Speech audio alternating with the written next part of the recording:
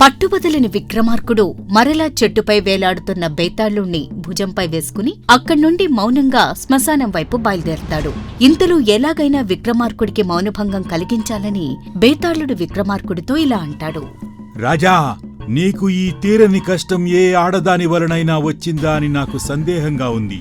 ఎందుకంటే సాధారణంగా ఎంతో ప్రయోజకులైన వారు సైతం ఒక్క స్త్రీల మూలంగా చిక్కుల్లో పడి అష్టకష్టాలకు గురవుతారు. ఇందుకు రూపబాణుడే నిదర్శనం. నీకు శ్రమ తెలియకుండా ఉండేందుకు అతడి కథ చెబుతాను, విను. పూర్వం కపిలదేశపు రాజుకు మల్లిక అని ఒక కుమార్తె ఉండేది. ఆమెకు యుక్త వయసు రాగానే అనేక దేశాల రాజులు ఆమెను తమకిచ్చి వివాహం చేయవలసిందని కోరుతూ దూతలను పంపేవారు. అయితే తన కుమార్తెకు ఇష్టంలేని పెళ్లి చేయటం కపిలరాజుకు ఇష్టం లేదు. అందుచేత ఆయన సంబంధం వచ్చిన ప్రతిసారి తన కుమార్తెతో, అమ్మా, ఈ సంబంధం నీకిష్టమేనా? లేకుంటే చెప్పు, ఇందులో మొహమాటమేమీ లేదు అని అడుగుతూ ఉండేవాడు. అయితే మల్లిక ఆ వచ్చిన వివాహ సంబంధాలన్నింటినీ నిరాకరించేది. ఇదిలా ఉండగా ఒకరోజు పద్మదేశపు రాజైన వీరసింహుడి పట్టపురాణి చనిపోతుంది. దాంతో ఆయన తన మంత్రులను పిలిచి, నేను మళ్లీ పెళ్లి చేసుకోవాలి అనుకుంటున్నాను. నాకు తగిన కన్య ఎక్కడ ఉందో విచారించండి.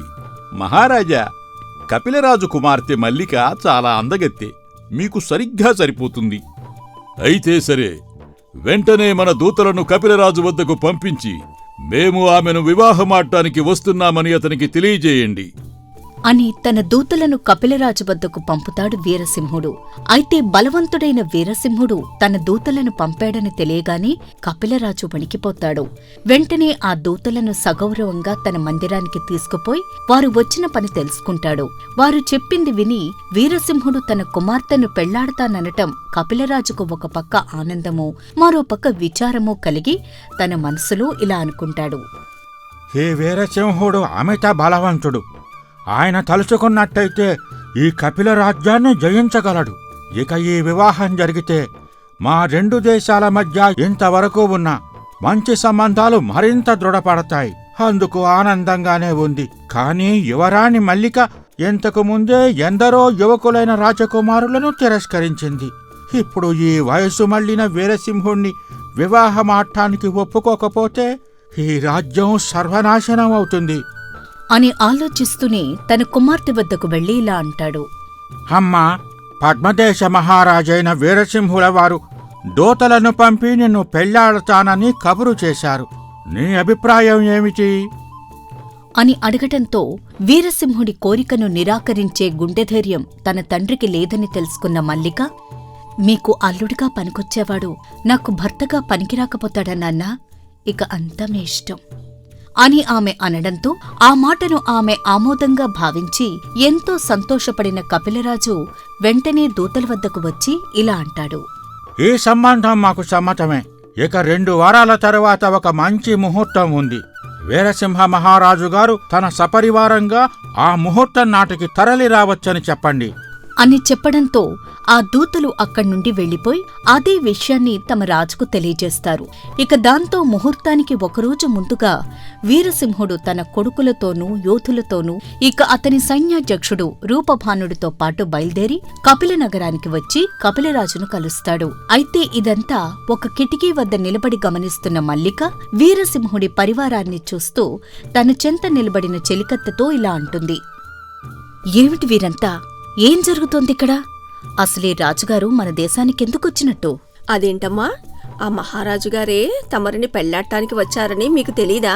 అవునా? నాన్నగారు పెళ్లి మాట చూచాయిగా చెప్పారుగాని ఈ ముసలివాడు పెళ్లి కొడుకు అని నాకు తెలియదు. ఇతను మా తండ్రి కన్నా పెద్దవాడు. తన కొడుక్కో మనవడికో నన్ను చేసుకుంటే భావ్యంగా ఉండేదిగా. అంతేగాని తానే చేసుకోవటమేమిటి? అవునే, వారిలో ఆ అందగాడు ఎవరే? ఓ, అతనా? అతనే రూపభానుడట. మహాపరాక్రమవంతుడట. ఆ వీరసింహుల వారి సైన్యాధ్యక్షుడట. ఆ మాటలు విన్న మల్లిక ఒక పథకాన్ని పన్ని ఆ రాత్రికి వీరసింహుడి విడిదికి మత్తుమందు కలిపిన పానీయాలు పంపి వాటిని రాజుగారి అంగరక్షకులకు తప్ప మిగిలిన వారందరికీ ఇచ్చేటట్టు ఏర్పాటు చేస్తుంది. ఆ పానీయాలు తాగి వీరసింహుడు, అతని కొడుకులు, మంత్రులు స్పృహ లేకుండా పడిపోతారు. ఆ తరువాత ఆ చెలికత్తె రూపబానుడి వద్దకు వచ్చి, మా రాకుమార్తె మల్లికాదేవి గారు మీతో మాట్లాడాలి అంటున్నారు అని చెప్పడంతో రూపభానుడు ఆశ్చర్యపడతాడు. అయినా ఆమెను ఏమీ ప్రశ్నించకుండా ఆమె వెంట బయలుదేరి ఆ రాజకుమార్తె ఉండే చోటుకు వచ్చి, మీరు నన్ను పిలిచారట? నేనేం చేయాలి? నాకు రేపు ఒక పెద్ద ఆపద రాబోతోంది. నన్ను మీ రాజు పెళ్లాడతాడట. ఆ వివాహం నాకు అస్సలిష్టం లేదు.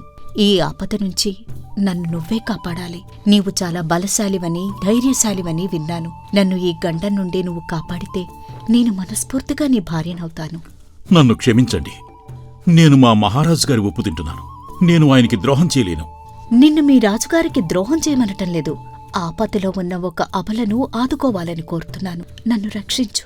సరే అయితే మిమ్మల్ని నేను రక్షిస్తాను. అందుకు నేనేం చెయ్యాలి? ఈ రాత్రికే మనం ఇక్కడి నుండి రహస్యంగా ఎక్కడికైనా పారిపోవాలి. ఆ పని చేస్తే నేను మా మహారాజుకు బద్ధవిరోధినవుతాను. అదీకాక అందువల్ల మీకు ఎటువంటి మేలు జరగదు. ఎందుకంటే మా వీరసింహ మహారాజు శక్తి నాకు తెలుసు. ఆయన ఎక్కడికి వెళ్ళినా మనల్ని వెంటాడి రాగలడు. మనల్ని ఘోరంగా శిక్షించగలడు. నాకు సహాయం చేయడం నీకు ఇష్టం లేకనో, లేక ప్రాణభయంతోనో నువ్వీ మాట అంటున్నావు కదూ? లేదు లేదు, మీకు నిజం తెలియటం మంచిది అని చెప్తున్నాను. కానీ మీకిచ్చిన మాట ప్రకారం ఇక్కడి నుంచి తీసుకుని వెళ్తాను అని వాళ్ళిద్దరూ ఆ రాత్రి అక్కడ ఎవరికంటా పడకుండా ఆ భవనం విడిచి పారిపోతారు. ఇక మరుసటి రోజు తెల్లవారగానే మల్లిక, రూపభానుడు ఇద్దరూ కలిసి పారిపోయారని తెలిసి వీరసింహ మహారాజు ఉగ్రుడైపోయి తన సేనతో సహా వాళ్లను పట్టుకోవడానికి బయలుదేరతాడు. మరోవైపు మల్లిక, రూపభానుడు చాలా రోజులు ప్రయాణించి చివరికి ఒక రాక్షసుడుండే వనం చేరుకుంటారు. చూడు మల్లిక, మనం ఇంతవరకు ఎలాగో తప్పించుకునొచ్చాం. కానీ ఇక నుంచి ముందుకు పోవాలి అంటే అసాధ్యం. ఎందుకంటే ఈ అడవిలో ఒక రాక్షసుడున్నాడు. అతను ఎవరిచేత చావకుండా వరం పొందాడు. వాడి ప్రాణాలు తీయగలది వాడి గద మాత్రమే. అయితే ఆ గద ఎప్పుడూ వాడి చేతిలోనే ఉంటుంది. దానితో ఒక్క దెబ్బ కొడితే ఎంతటివాడైనా చావాల్సిందే. అందుచేత ఆ రాక్షసుడి వనంలోకి ఎవ్వరూ అడుగుపెట్టరు. అంతేకాదు, మహాబలుడైన వీరసింహుడు కూడా ఈ ప్రాంతానికి వేటకు వస్తే ఆ రాక్షసుడికి భయపడి ఈ వనం ఛాయలకు కూడా వచ్చేవాడు కాదు. అయితే ఇదే మనకి సరైన ప్రదేశం. ఏదోలా నా కోసం ఆ రాక్షసుణ్ణి ఒప్పిస్తే మనం ఇక్కడ క్షేమంగా ఉండొచ్చు కదా అని మల్లిక చెప్పడంతో ఆ మాటను కాదనలేక రూపభానుడు ఆ రాక్షసుడి వద్దకు వెళ్లి ఇలా వేడుకుంటాడు. మహాశయ, ఈమె పక్కదేశపు యువరాణి. కొన్ని ప్రమాదకర పరిస్థితుల్లో నీ శరణు కోరి వచ్చింది. మా వల్ల మీకు ఎటువంటి ఇబ్బంది ఉండదు. అందువల్ల మేం కొంతకాలం ఇక్కడ నివాసం ఉండేందుకు అనుమతివ్వాల్సిందిగా మా విన్నపం. సరే, శరణు కోరి వచ్చారు కాబట్టి సమ్మతిస్తున్నాను. అయితే ఒక్క షరతు. ఈ వనం మధ్యలో ఒక మహిమగల మంత్రాల నేరేడు చెట్టు ఉంది. దాని పళ్ళు తింటే ఆకలి, దప్పిక, ముసలితనమూ రావు. ఇక మీరు ఎట్టి పరిస్థితుల్లోనూ ఆ నేరేడు చెట్టు ఛాయలకు కూడా రాకూడదు. దాని పండు ఒక్కటి కూడా అంటరాదు. అలాగే, మేము ఆ నేరేడు చెట్టుకేసి చూడనైనా చూడం. నన్ను, ఈమెను ఈ వనంలో బతకనిస్తే చాలు మీరు అని చెప్పడంతో ఆ రాక్షసుడు దానికి అనుమతిస్తాడు. దాంతో వాళ్ళిద్దరూ వివాహం చేసుకుని అక్కడే ఒక పర్ణశాల నిర్మించుకుని అందులో వారి నివాసం ఏర్పాటు చేసుకుంటారు. వారికి కావలసినవన్నీ అక్కడే దొరకటంతో వారు అది దాటి బయటికి వెళ్లవలసిన అవసరం ఎప్పుడూ రాలేదు. ఆ రాక్షసుడు కూడా వాళ్ల జోలికి వచ్చేవాడు కాదు. ఆ నేరేడు చెట్టు సమీపంలోనే అతను ఒక ఇంట్లో ఉండేవాడు. ఇక మరోవైపు వీరసింహుడు తన పరివారంతో సహా రూపభానుణ్ణి వెతుక్కుంటూ ఆ రాక్షసుడి వనం దాకా వచ్చి అక్కడ ఆగిపోతాడు. నేను మీలో ఎవరినీ ఈ రాక్షస వనంలోకి వెళ్లమని ఆజ్ఞాపించను. కాని ఎవరైనా సాహసించి రాక్షస వనంలోకి ప్రవేశించి రూపభానుడి తల తెచ్చినా, లేక ఆ మంత్రాల నేరేడు చెట్టు పళ్ళు గుప్పెడు తెచ్చినా సరే వారికి జాగీరు బహుమతిగా ఇస్తాను అని అంటాడు వీరసింహుడు. ఆ మాట వినగానే ఇద్దరు యోధులు ఆ వనంలోకి ప్రవేశించి ఆ రూపభానుడి తల తెద్దామని బయలుదేరతారు. కాని వారి ఆశ ఫలించదు. రూపభానుడు మల్లయుద్ధంలో ఇద్దర్నీ పడగొట్టి బంధిస్తాడు. అప్పుడు వారు రూపభానుడి క్షమాపణ కోరి ఇలా అంటారు. నీ తలగానే గుప్పుడు మంత్రాలు నేరేడు పళ్ళుగా తెస్తే ఆ మహారాజు మాకు జాగీర్లు ఇస్తామన్నాడు. దానికి ఆశపడి వచ్చాం. మమ్మల్ని వదిలే రొబ్బానా అని అంటారు వాళ్ళు. అయితే ఈ సంభాషణ వింటున్న మల్లిక రూపభానుడితో ఇలా అంటుంది. ఆ రాక్షసుడు ఆ మంత్రాల నేరేడు పళ్ళు గురించి చెబుతుంటే నేను విన్నాను. నాక్కూడా పళ్ళు కావాలి. నువ్వు నా కోసం ఆ రాక్షసుణ్ణి ఎదిరించి ఆ నేరేడు పళ్ళు తీసుకుని రాగలవా? మనం ఇక్కడికి వచ్చే ముందే రాక్షసుడు వాటిని ముట్టుకుంటే నన్ను చంపేస్తానని షరతు పెట్టాడు కదా, నేనెలా తీసుకురాగలను? ఎందుకు చంపుతాడు? ఆ రాక్షసుడు నువ్వడిగితే తప్పక ఇస్తాడు. మనల్ని ఈ వనంలో ఉండనిచ్చాడు కదా. అయినా నువ్వు నా కోసం ఆ మాత్రం చేయలేవా? అయితే ఆ పళ్ళు తినేదాకా నేను అన్నం నీరు ముట్టను అని మల్లిక మంకు పట్టుపడుతుంది. ఇక చేసేదేమీ లేక రూపభానుడు ఆ రాక్షసుడుండే చోటుకి వెళతాడు. అతన్ని చూసి ఆ రాక్షసుడు ఇలా అంటాడు. ఏమిటి ఇలా వచ్చావు? నీకేం కావాలి? ఈ చెట్టు పక్కకు రావద్దు అని చెప్పాను కదా. అది కాదండి, నా భార్య నన్ను చంపుకు తింటుంది. మీ నేరేడి చెట్టు పళ్ళు ఒక గుప్పెడు కోసుకొనియండి. అవి తెస్తే కాని తాను అన్నం ముట్టను అంటోంది. ఆ మాటలు వింటూనే రాక్షసుడికి ఎక్కడ్లేని కోపం వచ్చి, ఓరి దుర్మార్గుడా, పోనీలే అని ఇక్కడ ఉండనిస్తే నీ కళ్ళు ఆ నేరేడు పళ్ల మీద పడ్డాయా?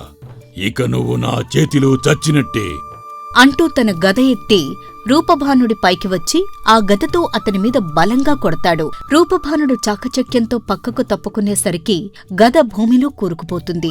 అప్పుడు వెంటనే రూపభానుడు రాక్షసుడి చేతిపైన తన కాలితో బలంగా తన్ని గదను తన చేతిలోకి తీసుకుని ఆ గద ఎత్తి రాక్షసుణ్ణి ఒక్క వేటు వేసేసరికి ఆ రాక్షసుడు కాస్తా చస్తాడు. అప్పుడు రూపభానుడు నేరేడు చెట్టు పైకి ఎక్కి తనకు కావలసినన్ని పళ్ళు కోసుకుని తన పర్ణశాలకు తిరిగి వస్తాడు. అప్పుడు మల్లిక ఆప్యాయంగా నేరేడు పళ్ళు కొన్ని తింటుంది. ఆ రాక్షసుడు పళ్ళు తప్పక ఇస్తాడని నేను చెప్పలేదు, చూసావా అంటుందామె. రూపభానుడు ఆ రాక్షసుడు చచ్చిన సంగతి ఆమెకి చెప్పాడు. ఇక ఇదంతా చూస్తున్న అతనికి బందీలుగా దొరికిన 2 సైనికులు ఇలా అంటారు. నీకెలాగూ ఆ పళ్ళు దొరికే కదా, ఇక మమ్మల్ని విడిచిపెట్టి చెరకు గుప్పుడు పళ్ళు ఇప్పిస్తే మేం మహారాజు గారి వద్దకెళ్ళి చెరకు జాగిరి తెచ్చుకుంటాం అని బతిమలాడుతారు. ఇక రూపభానుడు వారి మాట కాదనలేక వారి కట్లు విప్పి చెరుకు గుప్పెడు మంత్రాల నేరేడు పళ్ళిచ్చి పంపేస్తాడు. వాటిని రుచి చూడగానే వీరసింహుడు అవి నిజంగా మంత్రాల నేరేడు పళ్లేనని, రాక్షసుడు బ్రతికి ఉండగా అవి లభించవు కాబట్టి అతను చనిపోయి ఉంటాడని నిర్ధారించుకుని, పదండి, ఆ రాక్షసుడు ఎలాగూ చనిపోయాడు కాబట్టి మనం వెంటనే ఆ రాక్షసవనం చేరి ఆ రూపభానుణ్ణి పట్టుకుని బంధిద్దాం అని అందరూ అక్కడ్నుండి బయలుదేరతారు. ఇక తమ కోసం రాజు ఆ వనానికి వస్తాడు అని ఊహించిన రూపభానుడు మల్లికతో పాటు ఆ మంత్రాల నేరేడు చెట్టెక్కి ఎత్తైన దాని కొమ్మల్లో ఆకు గుబుర్లమాటున కనపడకుండా దాక్కుంటాడు. ఇక చెట్టు వద్దకు చేరుకున్న రాజు అతని పరివారం రూపభానుణ్ణి చూస్తారు. ఆ చెట్టుపై ఉన్న అతన్ని గమనించి వీరసింహుడు ఇలా అంటాడు. అదిగో, ఆ చెట్టుపైన వారు దాక్కున్నారు. మీరు ఒకరు వెంటనే ఆ చెట్టుపైకెక్కి అతన్ని కిందికి తోయండి అని ఆజ్ఞాపించడంతో ఆ సైనికుల్లో ఒకరు ఆ చెట్టుపైకి ఎక్కడానికి ప్రయత్నిస్తూ ఉండడంతో వాడిని తనకు అందుబాటులోకి రానిచ్చి గుండెల్లో బలంగా ఒక తన్ను తన్నేసరికి వాడు పట్టుతప్పి కింద పడతాడు. అయితే విచిత్రమేమిటంటే ఆ కింద పడ్డవాడు చెట్టు యొక్క మహిమ వల్ల రాజుకు ముమ్మూర్తులా రూపభానుడిలాగే కనపడతాడు. రాజు తక్షణమే తన కత్తితో వాడి తల తెగ్గొస్తాడు. మహారాజా, ఎంత పని చేశారు మీరు? అతను మన సైనికుడే. మన వారిని మీరు సంహరిస్తున్నారు. ఇకనైనా ఈ మనిషి వేట చాలించండి, లేదంటే మేమంతా తిరుగుబాటు చేస్తాం. ఇప్పటికే ఆ యువరాణి కోసం మీరు మమ్మల్ని చాలా శ్రమపెట్టి మీరు కూడా శ్రమపడ్డారు. ఇక రాజకుమార్తె రూపభానుణ్ణి ప్రేమించడం అతని తప్పు కానే కాదు. ఇకనైనా అతన్ని క్షమించి అతనితో సంధి చేసుకుని తగిన సన్మానం కూడా చేయవలసిందని మా సలహా. గుప్పెడు నేరేడు పళ్ళు ఇచ్చినందుకు మీరు మాకు జాగీర్లిస్తాము అన్నారు. ఆ నేరేడు పళ్ళు మీకిచ్చినవాడు మేము కాదు, ఆ రూపభానుడే. అంతేకాదు, ఆ రాక్షసుడిని కూడా చంపింది రూపభానుడే అని వారు తిరుగుబాటు చేయడంతో ఇక పరిస్థితి విషమించిందని గ్రహించిన వీరసింహుడు ఆ రూపభానుణ్ణి క్షమించి అతనికి మల్లికకు వివాహం చేసి ఒక చిన్న రాజ్యానికి అతన్ని స్వతంత్ర రాజుగా కూడా ప్రకటిస్తాడు. రాజా, రూపభానుడు రాజభక్తి కలవాడై ఉండి కూడా, తెలివిగలవాడై ఉండి కూడా ఒక స్త్రీ మాట జవదాటలేక రాజుగారిని శత్రువుని చేసుకుని రాక్షసుడి చేతిలో చచ్చినంత పని ఎందుకు చేశాడు? ఆమెను పెళ్లాడాలన్న కోరిక అతనికి లేదు కదా.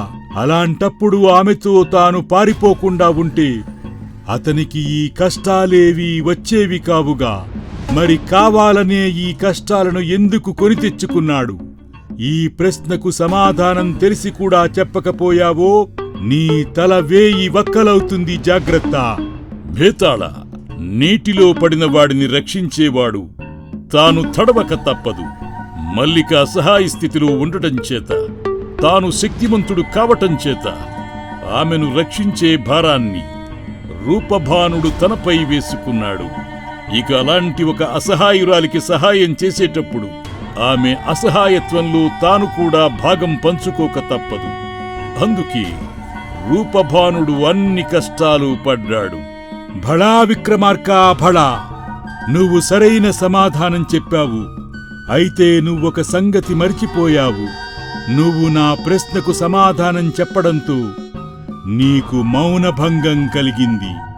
ఇక నేను వస్తాను అని వెంటనే బేతాళుడు విక్రమార్కుడి భుజాల నుండి ఎగిరిపోయి తిరిగి చెట్టుపైకెక్కి కూర్చుంటాడు. ఈ కథ మీకు నచ్చితే లైక్ చేయండి, షేర్ చేయండి. మరిన్ని కొత్త కథల కోసం మా న్యూ స్టోరీస్ బుక్ తెలుగు ఛానల్ని సబ్స్క్రైబ్ చేయండి.